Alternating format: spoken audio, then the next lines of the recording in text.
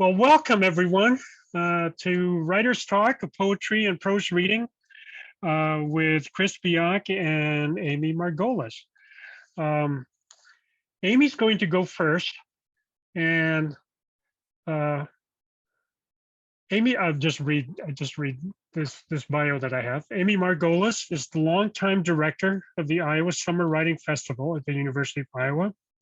She has an MFA from the Iowa Writers Workshop, where she was a teaching writing fellow in fiction. Her short fiction appears in the Iowa Review. She is currently at work on a memoir in shards about her experience as a dancer in the late 70s at the onset of the AIDS crisis. Amy, I'm gonna give them there may be cuss words. I'll just say that. Oh, I think I changed my mind, but thank you for. I changed my mind. I took out the piece with the cuss words and I added the piece with the body parts. So I don't think we have to give trigger warnings for human anatomy, do we? Oh well. Good. I'm assuming that human anatomy is acceptable in prose, at least for a little while. So I'm going to go with that. Thank you so much, Vince, for inviting me to do this. It's such an honor, and I'm thrilled. I'm thrilled to join you, and thrilled to join Kris. Kris, thank you for sharing this time with me.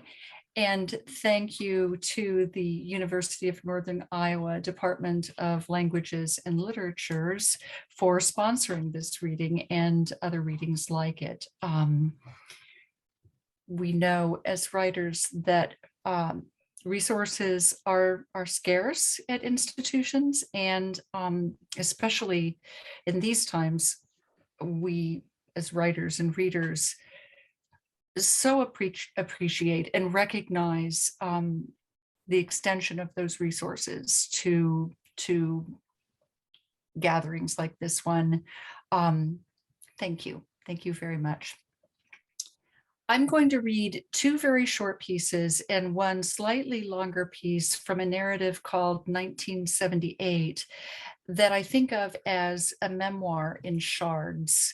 The shards are moments and vignettes that constellate around the year 1978. And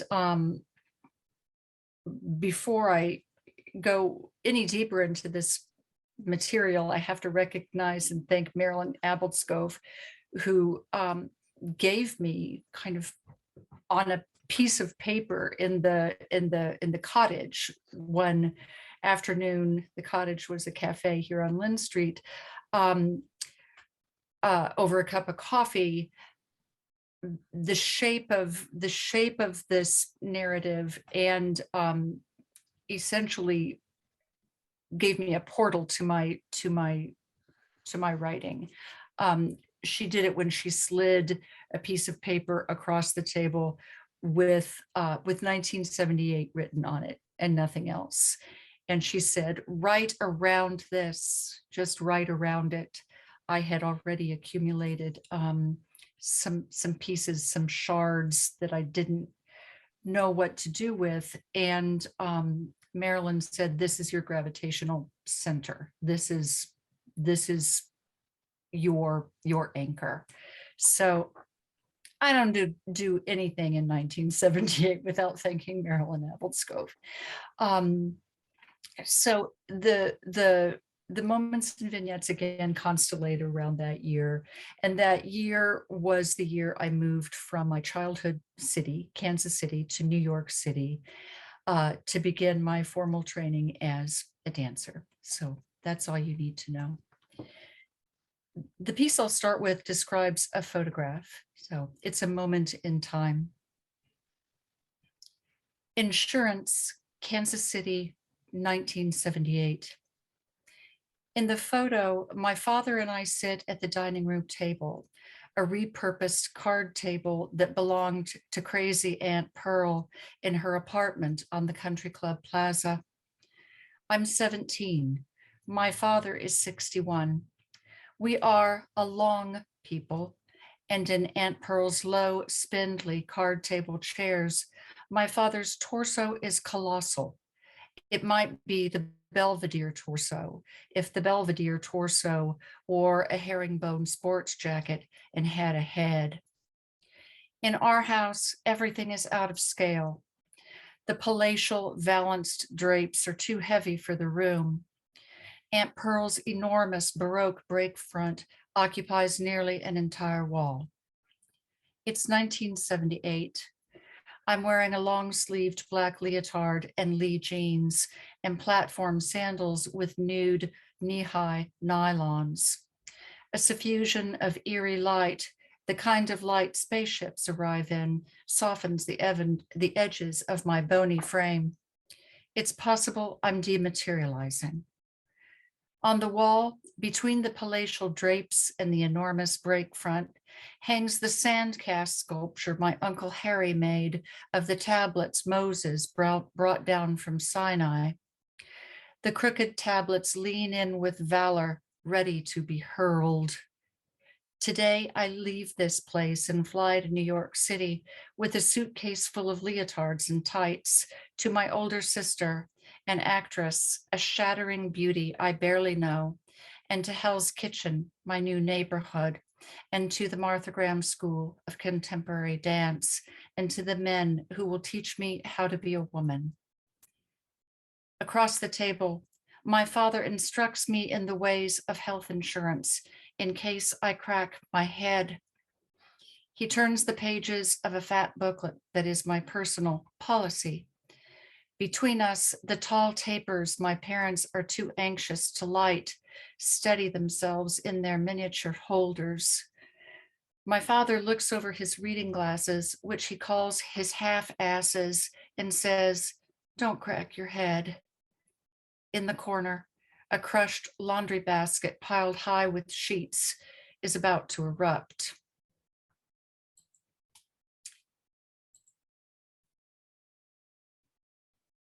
Here's the next one. Egg salad, New York, 1978.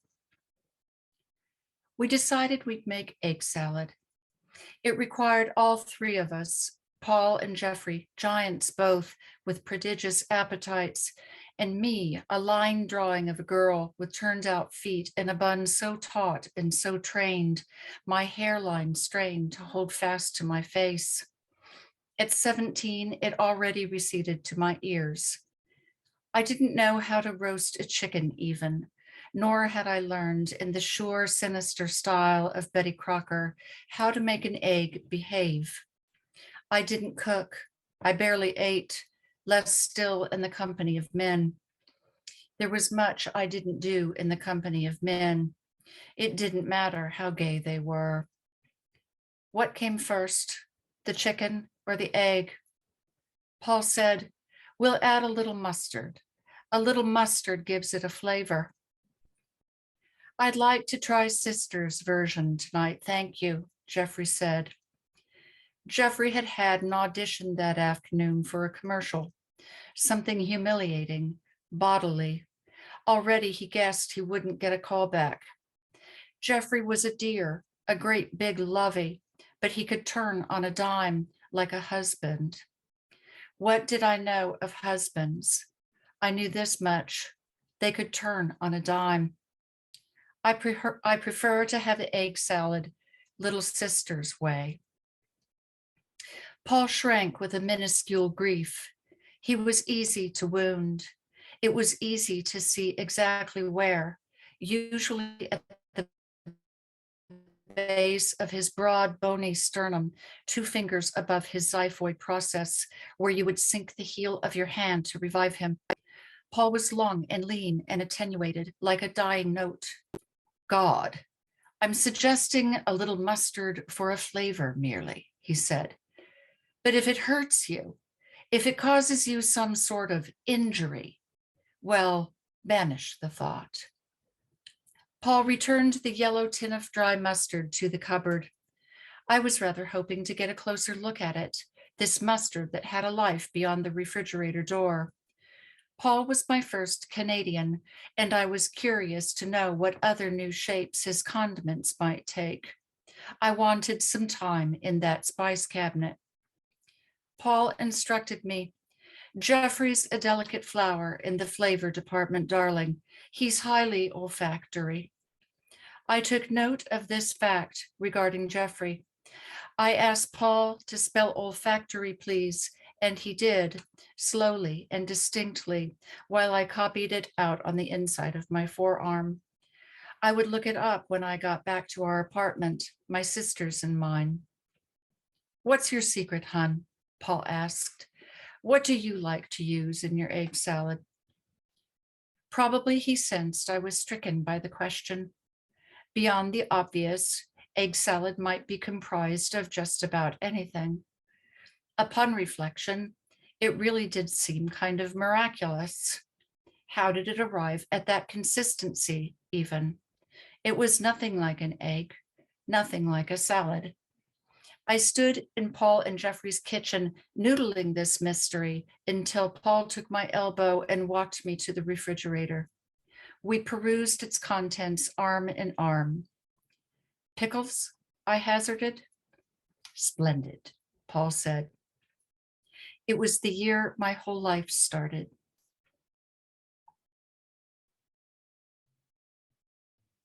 Men Among Men, New York, 1978. Tonight, Paul and Jeffrey and I are going to a club in the old meatpacking district, a neighborhood I haven't been to. What should I wear? I ask Paul. When we go to clubs, Paul has something to say about my outfits. Mostly we go to Studio 54, where you have to be chosen to get in, where a crush of people strain against a red velvet rope, straight people in tube tops and chinos. What you have on works, Paul says. Your cheekbones could use some light. At Studio 54, there is a gatekeeper. For some reason that no one has explained, we have a privileged status. For us, the gatekeeper unhooks the red velvet rope, the waters part, and we pass like the Jews out of Egypt. The passage is terrifying. I lower my head and make myself small, and I hold tight to Paul's hand or to the edge of Jeffrey's giant cape. I hurry through and hope to God I'm not plucked out and left to stand on 54th Street alone at midnight with the straight people in chinos. Tonight, for the club in the meatpacking district, I wear a shiny black leotard, a dress-up leotard, and Lee jeans. Lee has just started making a special cut for ladies. The flaps of fabric at the sides are for my hips, if I had hips. On me, the ladies' jeans have an equestrian flair. You could put on a different pair of jeans, Paul says.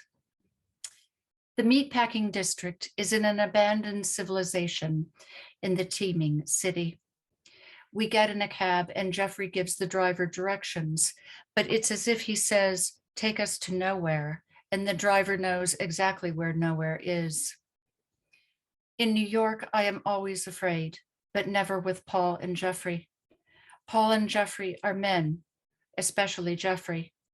They're towering figures both, and unabashed and at home in their skin. They're older than me and they know everything. In Manhattan Plaza, the apartment complex where we live, Paul dresses me up like a doll and powders me with sparkle dust, and Jeffrey pulls me onto his lap and reads me the stories I missed in childhood, like the story of Babar, who is an elephant and also French. There is no traffic in the meatpacking district. There are no storefronts, no homeless, no garbage cans or human detritus. Sometimes in Midtown or in the village, Jeffrey opens his giant cape and throws it around me like Dracula. Together we walk, my arms around his waist. I close my eyes and go where he takes me. Tonight in the meatpacking district, we're bare, we're much too exposed. Where's the meat? I ask. The meat! Paul screams and laughs. When Paul laughs, he throws his head back like a starlet. He has a flexible neck for a man. The butcher shops, I say. The slaughterhouses. Where are they? I'm from Kansas City, a cow town, and I don't like to think about slaughterhouses. Still, I wish there were one here now. Long gone, Jeffrey says. The meat packers packed up and left years and years ago. Where's the meat? Paul sings. His voice rolls like smoke along the barren streets to the river. The bar is in a narrow street behind a door with no sign. The music is so loud and percussive, it makes the long, low building's tenuous roof jump. Outside, the cracked sidewalk trembles underfoot. Paul and Jeffrey install me on a stool at the bar. Men in leather pants and white muscle shirts, the shirts we call wife beaters where I grew up, rush to pet and embrace me. I'm the only woman here. I wish I had taken more care with my outfit, with my face. The men stroke my hair. One leans in close and says, "You're doing everything right." They lock elbows with Paul and Jeffrey and dance them away into the crowd of men. I'm so painfully shy, it's a misery for me to speak. But here I'm not expected to. The bare-chested bartender brings me sweet drinks, the kind no real drinker drinks, and I perch demurely, fishing for cherries and pineapple chunks in my frosted glass. I nod along to the music. I enjoy my rich interior life. My life with Paul and Jeffrey asks practically nothing of me. I'm content to wait for them outside the dim rooms at the backs of bars that don't have signs, and to avert my eyes. This is easy for me, from the doings of men among men in the absence of women. I'm a dancer. I spend my days with men in leotards like me. We're shapes in a mirror. I spend my days with women who starve themselves piteously. They want badly to escape gravity. I want to hold fast to the floor. I want to feel something like weight. I want to land. In the dim light of the room that separates the bar from the bathrooms, the men pulse and bend, their lithe shadows fading.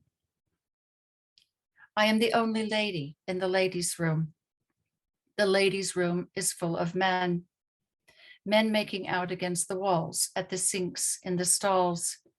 Somehow, I imagine that when they understand I'm here, the men will stop and file out in an orderly fashion.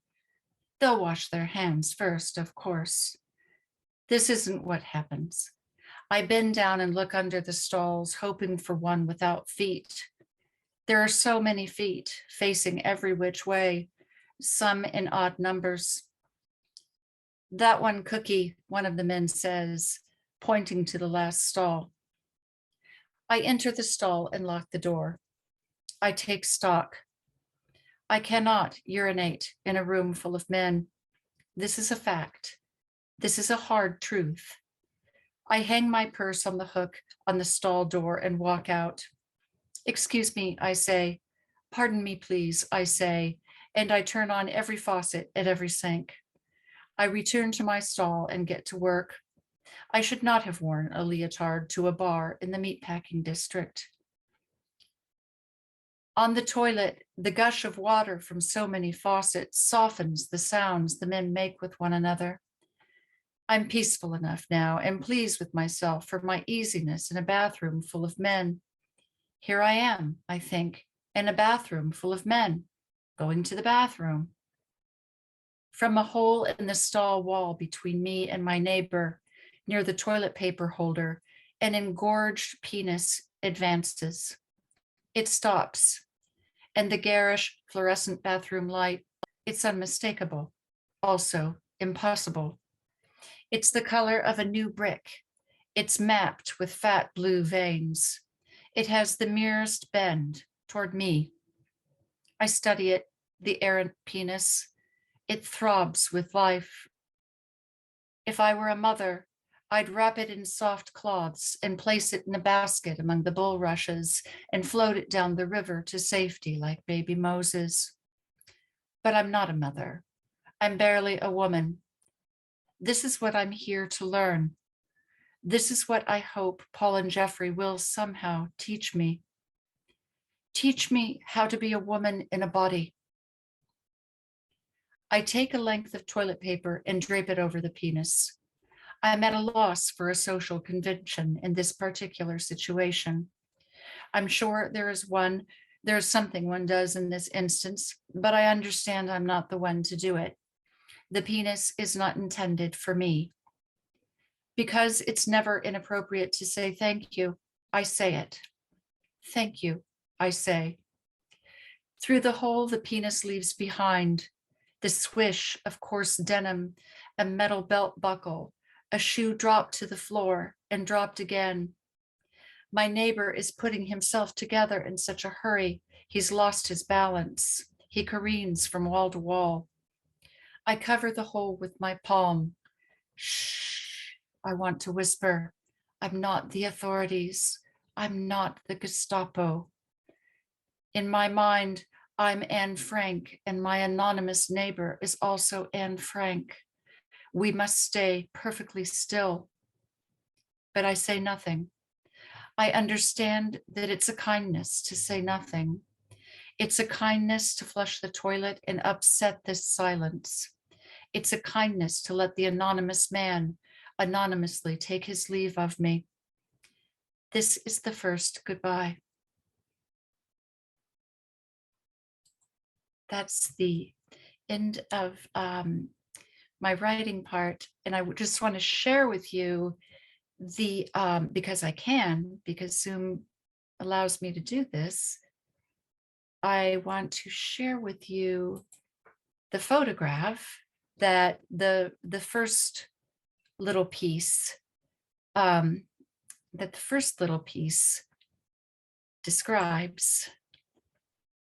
And you can see, oh, good grief. And you can see the liberties I took with it. Can you see this photograph?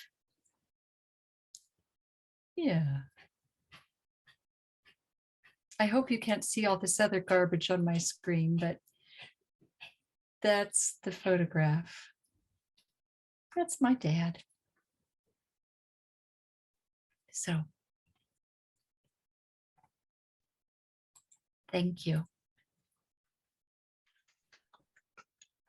Very good, Amy. Thank you so much. Thanks, Ben. Okay. Now I will remember this time to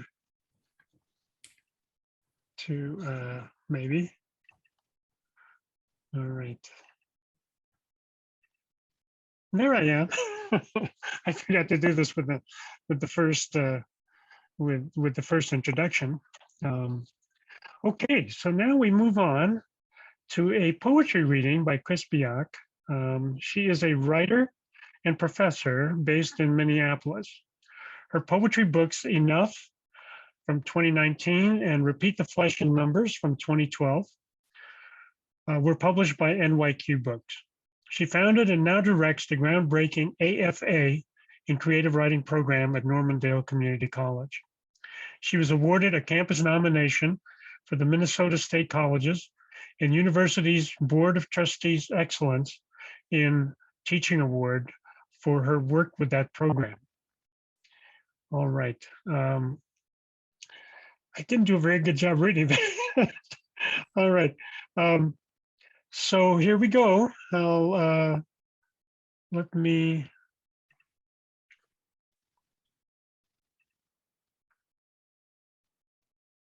Okay, go ahead, Kris. Thank you. Okay. Let's see.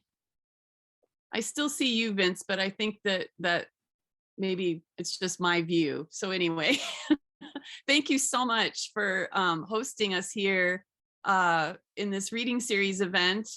And Amy, it's been marvelous getting to know you as well. It's just such an honor to be here and to be reading from my book and to be in the presence of all of you wonderful people who showed up tonight. I really, really appreciate it. I actually met Vince many years ago when I taught at Des Moines Area Community College. I was a brand new professor. It was my first job, and Vince was such a welcoming person to the Iowa poetry community. And it's just wonderful to see you and keep in touch after all these years, Vince. And I really want to thank you for that too. I grew up in Harmony, Minnesota, which is very close to the Iowa border, near Decorah and Cresco, Iowa. And UNI was always, you know, we knew that that was one of the closest universities to us. But as some of you may have heard, there was a tornado actually about 30 miles from where I grew up, just wiped out this little town called Teope in Minnesota last night.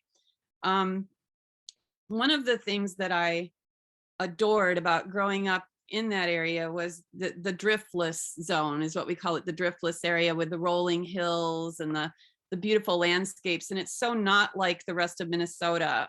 You know, we don't have lakes in that area. We have rivers and bluffs, and there's an Amish community. And so I'm going to begin my reading by reading some poems from my first book, Repeat the Flesh in Numbers, as several of the poems in that book centered on that area and kind of some of my experiences growing up on a farm. So this first one I'm going to read is called Remedy. Empty places scare you. Those long grass, quiet meadowlands of childhood, walking for miles with only birds for company. You imagined everyone you knew had slipped away, floated off to ride clouds, sunk underground to spelunk the caverns, turned into trees waving on the horizon. Being missed is important.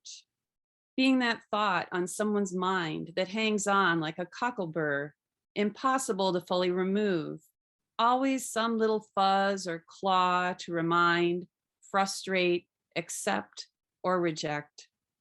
But you'd rather be a hunger, a craving, like a good dark chocolate or heavy Swedish coffee, the kind you need before 10 o'clock each morning, or else the headache will haunt you the rest of the day.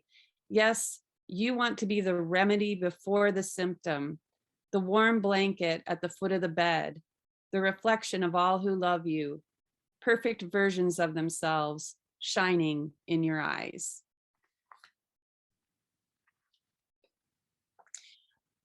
One thing about growing up in a rural area is I never met a vegetarian until I left home. And so I was a waitress for many years, and I remember one of my colleagues on the wait staff was explaining to me that she was a vegetarian, and I asked her why. And this poem is about my own feelings about chickens that came to mind when she told me why. So here we go. Emily said she never ate chicken again after sitting next to a chicken truck in traffic, the pullets panting in the August sun, feathers dripping from cages like obscene foul sweat. She had never had a chunk of her skin taken out of her hand, incised by a nasty orange beak, never locked her sea blue eyes with those black beadies, evil and intent, a little cousin of the Tyrannosaurus Rex, a carnivore inhabiting a small-brained, jerky featherhead, just waiting for evolution to take another turn. No, Emily saw them posing as fallen angels, white with fright, legs broken. Emily didn't taste revenge in a fried chicken leg or a barbecued breast, but when the juice ran down my chin, it tasted so sweet, so tender. Did not like the chickens. They pecked me. All right. And on kind of the theme of animals and slight humor, I hope you found that funny. This is based on a true story. Senior Squirrel. Senior Squirrel, the habanero peppers were no accident. I grew them especially for you, to watch you pluck a bright yellow bonnet, Turn it over in your hands like a topaz or tourmaline, then sink your bicuspids hard into the flesh, only to throw it 3 feet into the air, your mouth on fire with my revenge. Tail stiff and high as you raced for your burrow, and I laughed, counting the losses I had suffered at your hands. Tulip bulbs, sunflower heads, sleepy mornings interrupted by your family arguments in the tree outside my window. Me gusto, Señor Squirrel. I actually had the Spanish professor explain to me that me gusta means, you know, I'm happy to do that for you, whereas me gusto means I'm really proud of myself. That was how he explained it. Was kind of a cool pun. And I was like, oh, that's interesting that you heard that in there, because I think it was just a mistake in my Spanish, but hey, it works. So this book, Repeat the Flesh and Numbers, came out in 2012. This, I just have to show off the cover because I can figure the cameras, but it's just a beautiful photo taken by Craig Blacklock, who's a photographer from Duluth, from a collection he did called the Lake Superior Nudes. And I always like to plug my cover. I did this with a publisher who allowed me to choose my cover, which is very unusual in publishing, as far as I know. So I was very excited to have that photo, because it actually was the inspiration for a poem that was in the book. My second collection, Enough, came out in 2019, about 3 months before we locked down. So this is one of the only readings I've had. And so I really appreciate being able to read from this collection to you today. This book was originally called My Narcissus. There's a series of poems throughout it with the same title, My Narcissus. And a lot of the poems explore the relationship between Narcissus and Echo in kind of a modern context. My editor didn't like the word Narcissus because he said it reminded him of President Trump. And so he changed the title to Enough, which is a poem in here that I will read to you as well. So I think I will actually begin with that poem, the title poem, Enough. In these last weeks before everything goes blank, white, let's soak ourselves in maple leaves, the color of summer poppies and marigolds. Let them scent our skin with cinnamon must. Let's kick puffballs and watch the spores glide in a cloud to find a place to sleep for the winter. Let's gather fallen twigs and branches, run our hands along the green mossed bark. Let's forget, just for a few weeks, we have nothing left to say to each other, that we've unlearned our common language, that we have no power to turn ourselves back to the green, unbent selves we can barely remember, except in dreams or blurry old photos.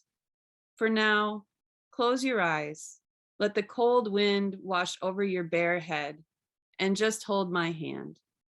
It will be enough.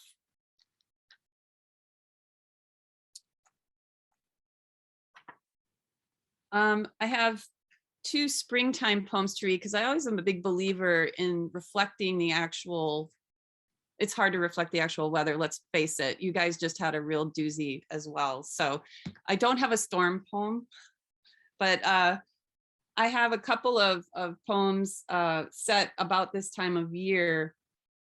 I had a wonderful trip to Vancouver at one time, and in Canada, and there's this Granville Island that's there that's a real neat artists area in town.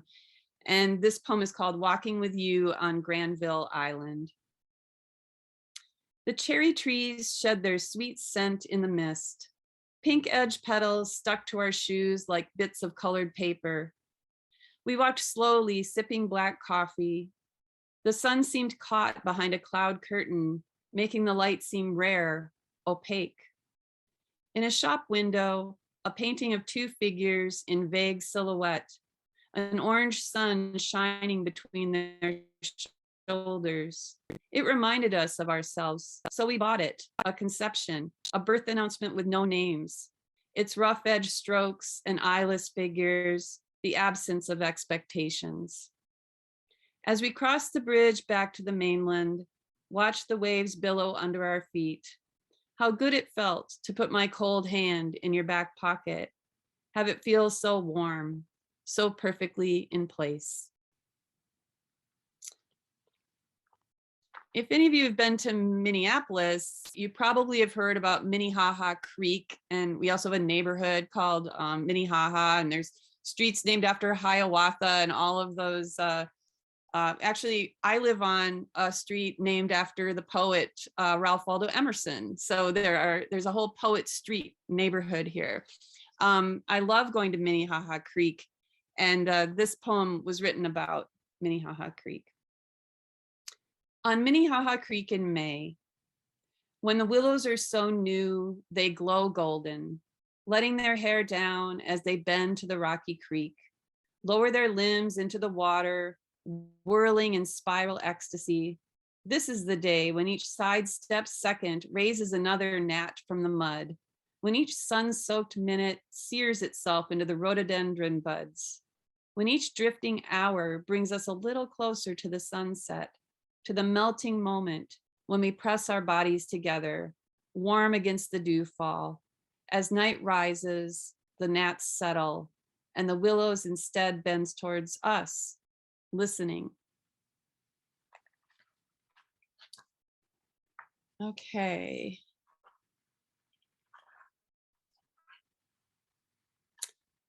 I feel like I'm like doing a travelogue here because I keep moving to different places. This poem was inspired by a trip I took to Norway during the solstice when the sun never set.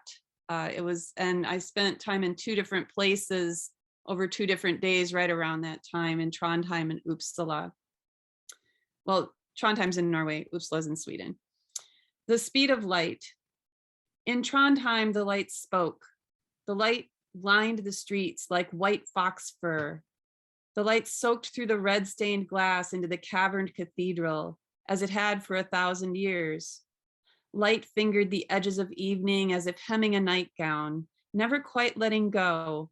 Light cast itself against my body to cast a long shadow against the gray stone buildings. Light pried open the roses. Light circled me like an impatient dog, whether I ran or stood still. In Uppsala, the light was silent. The light dusted the stone's gold in Linnaeus's garden, settled itself on his grassy table. Light chased the red and blue bocce balls strewn on the court, turning the grass translucent. Over a hollow willow tree, the light coaxed out green branches from the apparently dead wood and led their delicate leaves down into the pond, a veil of shadows, an artifact of thought, only visible when I stood still, only palpable when I walked through it.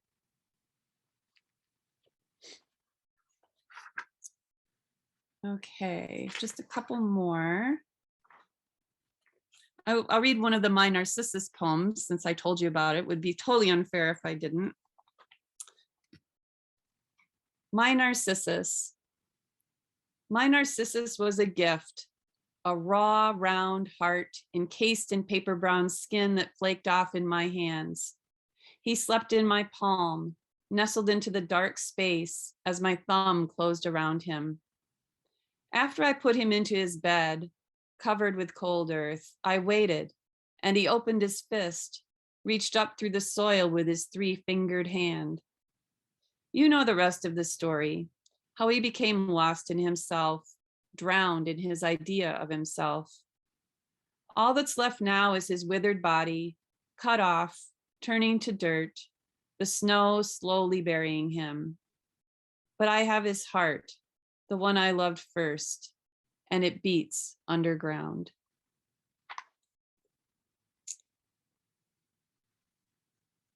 Okay, so I'm going to read 2 more. This one's called Missing.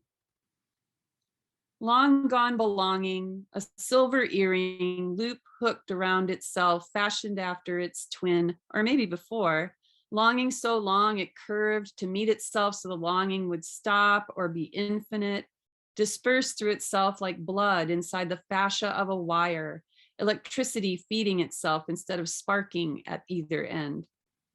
To miss is to long, too long, unbent, uncurving. To miss is to follow the road and not stop to consider the ocean, the dome of the sky. To miss is to lose oneself, like a waterfall forgets how to fall in the winter, silvered into a mimicry of itself, a frozen forgetfulness. And this last one, for all of you who've ever done yoga,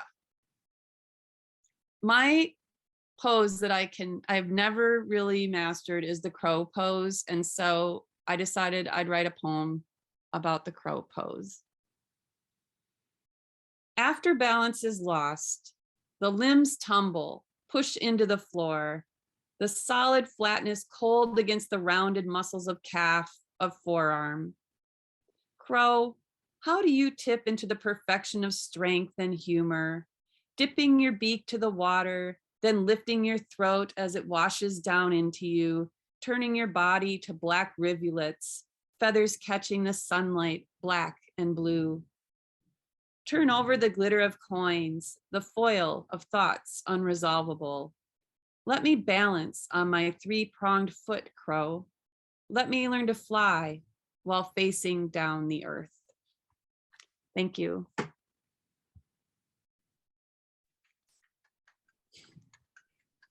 Thank you so much, Kris.